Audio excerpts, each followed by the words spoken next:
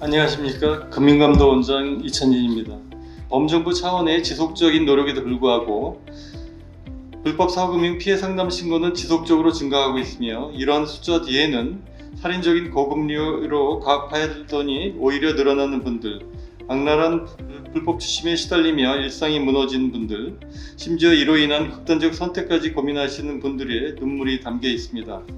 우리 사회에 독버섯처럼 번지는 불법 사금융의 폐해는 더 이상 개인의 문제가 아닌 우리 사회 전체의 문제입니다. 금융감독원은 불법 사금융 및 상거래 채권 불법 추심 근절을 위해서 다음 4가지 방향에서 개선을 추진하고자 합니다. 첫째, 불법 사금융과의 전쟁을 통해 불법 사금융을 강력히 단속하겠습니다. 금융감독원의 민생특별사법경찰 권한을 도입하고 수사 의뢰 실효성 제고를 위해 전국 지역별 불법 사금융 수사 전담 경찰 조직을 모집 지정하겠습니다. 둘째, 불법 사금융 피해가 발생하지 않도록 사전 예방적 조치를 강화하겠습니다. 취약계층을 타겟으로 한 맞춤형 홍보를 강화하고 불법 사금융 이용 전화번호도 신속히 차단하겠습니다. 셋째, 피해자가 불법 사금융 굴레에서 벗어날 수 있도록 실질적인 불법 사금융 피해 구제를 지원하겠습니다. 금융감독원 불법 사금융 신고센터를 확대해서 불법 추심 직접 대응 및 경고, 채무 종결 요구 등 그 기능을 강화하겠습니다. 넷째, 불법 추심 관련 규제 공백을 개선하겠습니다. 상거래 채권 불법 추심에 대한 국회 등의 우려를 반영해서 렌탈 채권 관리 감독 강화를 추진하겠습니다. 정부와 금융감독원은 오늘 이 자리에 계신 피해자뿐 아니라 지금 이 순간에도 고통받고 계신 모든 분들이 곁에서 불법 사금융 피해 예방과 구제를 위해 적극 힘쓸 것입니다. 오늘 이 뜻깊 깊은 자리가 불법 사금융 근절의 전환점이 되기를 기대하고, 귀한 시간 내에서 참석해 주신 만큼 유익하고 생산적인 논의가 이루어지시기를 바랍니다. 날씨가 한층 쌀쌀해진 만큼 건강에 유의하시고 참석해 주신 모든 분들께 다시 한번 감사드립니다. 불법 사금융을 비롯한 민생 침해 금융 범죄는 서민과 취약계층의 삶을 위협하는 중대한 사회 문제입니다. 법률구조공단은 금융감독원으로부터 이첩받은 사건을 기반으로 채무자 대리인 제도를 운영하며 불법 추심 방지와 불법 추심에 시달리는 채무자의 권익보호에 힘쓰고 있습니다. 더불어 25년 7월 22일 반사회적 대부계약의 원리금 모두를 무효하는 개정 대부업법 시행과 최근 말씀하신 무효 확인서 발급으로 불법 사금융 피해자들의 실질적 권리 구제가 가능해져 공단이 지원해야 할 업무 범위도 더욱 넓어져 이에 대한 예산 등 인적 물적 지원도 필요하다 할 것입니다. 앞으로 공단은 서민을 위한 법률복지기관으로서 본연의 역할을 충실히 수행함과 동시에 유관기관과 협력을 더욱 공고히 하겠습니다. 오늘날 금융소비자 보호는 단순히 금융거래의 건전성을 확보하는 책임을 넘어서 우리 사회의 취약계층을 지키는 복지적 차원의 인권적 과제가 되었습니다. 이에 3가지 핵심적인 제언을 드리고자 합니다. 첫째, 불법 이득의 철저한 환수가 필요합니다. 올해 재단이 지원한 신청자의 피해액은 65억에 달했고 피해 예방 금액은 약 99억으로 추정됩니다. 따라서 사금융업자가 불법으로 취득한 이익은 반드시 국민의 돈으로 환수돼서 피해자 구제와 금융복지 확충에 사용되어야 할 것입니다. 둘째, 현재 우리 재단이 파악하고 있는 불법 사금융업자는 전화나 문자보다 SNS를 이용하는 비중이 60%에 이릅니다. AI와 첨단 기술을 활용해서 SNS로 확산되는 불법 추심의 피해를 선제적으로 감시하고 차단하는 예방체계 구축에 힘써야 할 것입니다.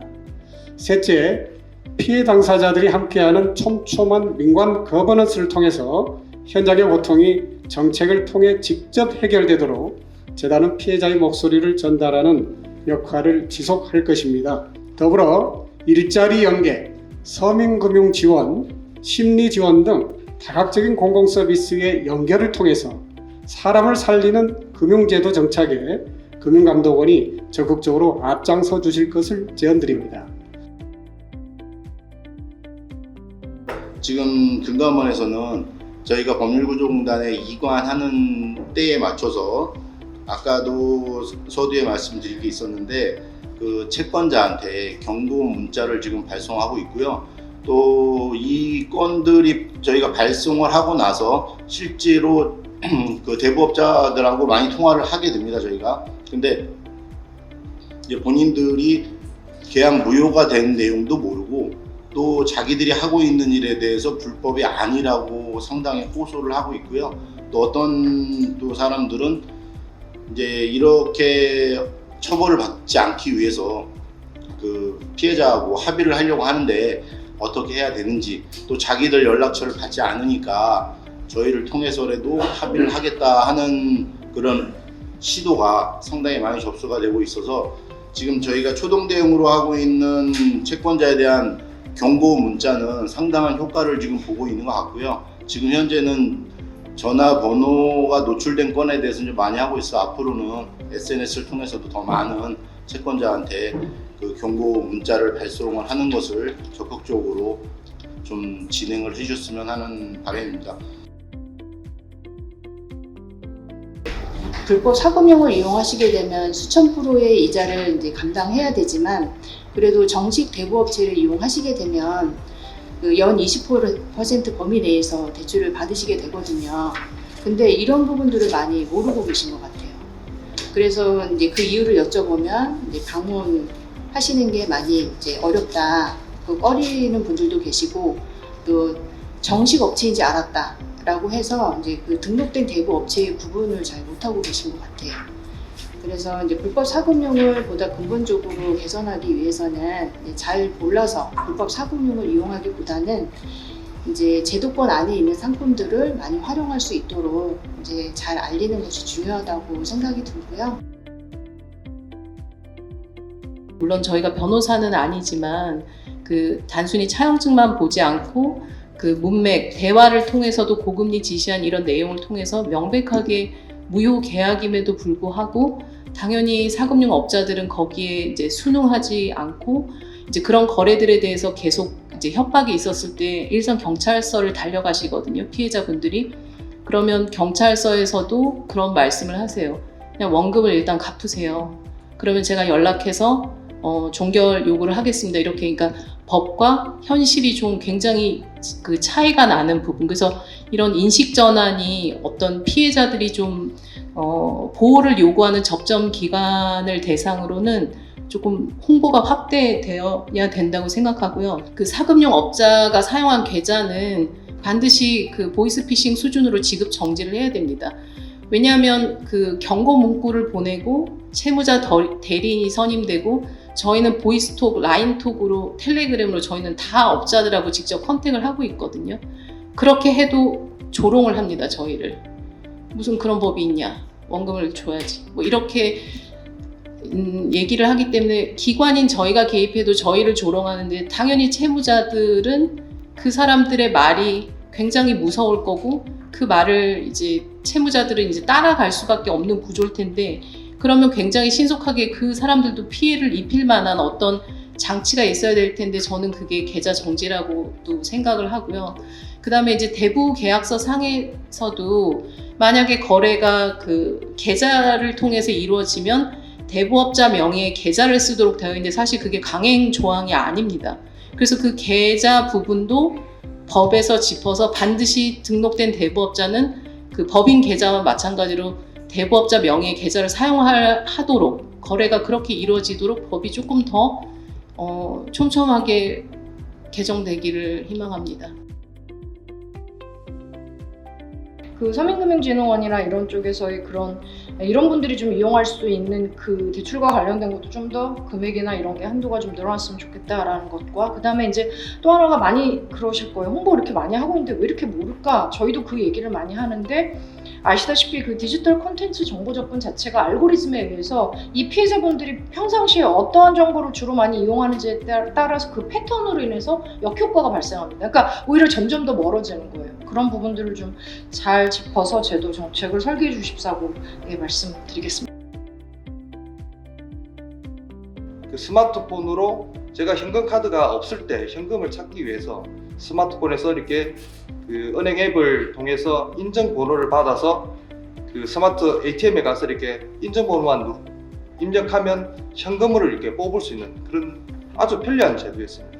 근데 이걸 악용해서 이 대출을 이 조직이 대출을 할 때는 무통장으로 피해자 계좌로 바로 돈을 입금해 줍니다. 그리고 돈을 상환받을 때는 그 피해자 계좌에서 ATM 스마트 출금을 통해서 이렇게 돈을 받아가는 그런 구조이죠. 그러니까 범행의 단서를 전혀 남기지 않는 그런 조직이었죠. 그러니까 이들 조직은 자신이 있었던 거죠. 피해자 추심할 때도 경찰에 신고해라, 금감원에 신고해라, 마음껏 해봐라 이러면서 그렇게 악랄하게 할 수 있었던 거죠. 제가 수소문에서 보니까 우리 윤동진 팀장님을 이제 뵙게 된 거죠. 여러 차례 통화를 하고 그래서 이제 만나서 단 한 차례 미팅으로 이제 제 이야기를 듣고 우리 윤동진 팀장이 이걸 또 간과하지 않고 그 부장님 그리고 부원장님까지 거쳐서 보고가 되고 이렇게 해서 결국 제도가 개선되는 결과를 이렇게 달성했는데 이 사건 중간에 이제 제도 개선이 된 거죠. 그래서 지금은 이제 윤동진 팀장의 덕분에 이 ATM 스마트 출금이 타인이 출금할 수 없게끔 이렇게 제도를 다 개선된 상황입니다. 이런 피해 사례 검거도 좋지만 검거 이전에 범죄 예방이 더 좋은 피해 예방이라고 저는 생각을 하거든요. 많은 피해 예방이 이루어졌으면 좋겠습니다. 간단하게 말씀을 드리면 모든 범죄의 성공 여부는 결국 피해자 DB입니다. DB. 그럼 이 DB를 어떻게 수집하느냐? 유령 대부업체를 설립을 한 다음에 일단 유령이지만 정식적으로 대부업 등록을 해놨으니까 대부중개 사이트에 광고를 올릴 수가 있는 겁니다. 대부중개 사이트에 정상적인 업체라고 광고가 올라와 있으니까 그걸 믿고 전화를 하는 겁니다. 그걸 믿고 전화를 하면은 전화를 받지 않죠. 절대로 안 받습니다. 그리고 5분, 10분, 최근에는 경찰 단속에 대비해서 하루 이틀 후에 전화를 오는데요. 결국 그 광고형 전화번호로 전화를 거는데 그게 결국은 대부업체들이 DB를 수집하는 목적으로만 사용을 하고 있습니다. 그 사이트에 광고비를 입금하는 녀석들, 그 녀석들을 잡아야지만 대부업의 뿌리를 뽑을 수 있다고 생각을 하는데요. 결론은 대부중개 사이트에 대한 모니터링과 이제 허위의 대부업체를 속아낼 수 있는 제도적인 장치가 필요하다고 생각하고요. 너무 좋은 제도가 많은데 저도 제도 잘 따라서 필검하겠습니다. 서금원이 이제 제도금융권에서도 소외된 우리 지금 취약계층 대상으로 정책 서민금융을 지원하고 있고요. 이분들이 이제 이걸 잘 갚고 여기서 잘 갚고 재활을 해서 이제 제도금융권으로 진입을 하셔야 되거든요. 근데 여기서 정책 서민을 받고 여기서 다시 연체를 하십니다. 그럼 더 이상 지원해 줄 수가 없거든요. 저희가 그걸 시작하면서 대한민국에는 각 분야에서 어마어마한 제도들을 많이 갖고 있구나. 저도 전혀 몰랐었는데 이분들에게 연결해주면 어떨까 해서 출발한 게 복합지원입니다. 때문에 처음에 이제 우리 센터에서만 접수해서 하려고 했는데 이거는 또 안 되겠다 해서 저희가 서민금이 있다라는 플랫폼을 개설을 해서 비대면 이제 온라인상으로도 그걸 활용하게 구축을 해놨습니다. 다만 거기스러운 건 뭐냐면 과연 금융이 이걸 다 해결해 줄 수 있을까? 그죠?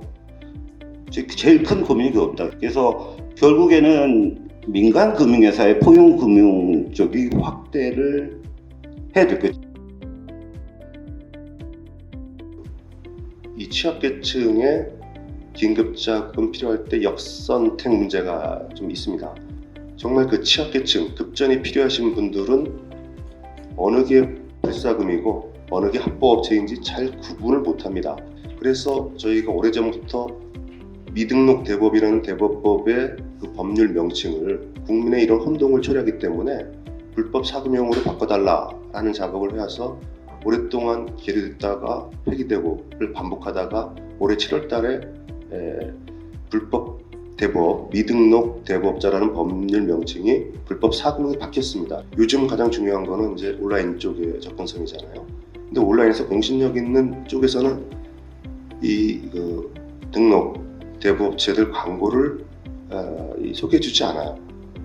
죄송한 말씀이지만 서금원에서도 이제 아까 서민금융이 있다, 플랫폼이 있다고 했는데 그 서민금융하고 가장 그 대출이 그 가능성이 있는 이 대부 업체들에 대한 상품 탑재가 계속 지속 요구했는데도 탑재가 안 되고 있어요. 카카오, 네이버 이 대출 비교 플랫폼 여기가 사실상 시장에서는 독보적이잖아요. 거기도 현재 다른 금융업권의 대출 상품은 다 소개를 해서 탑재를 하고 있는데 저희 대부업 상품 탑재는 현재도 안 해주고 있습니다. 다시 한번 제거를 해주시면 좋겠습니다. 이 불법 채권 추심은 사실 저희 회사 입장에서 사실 판단하기가 민간 기업이 판단하기 어려운 좀 영역이 있었습니다.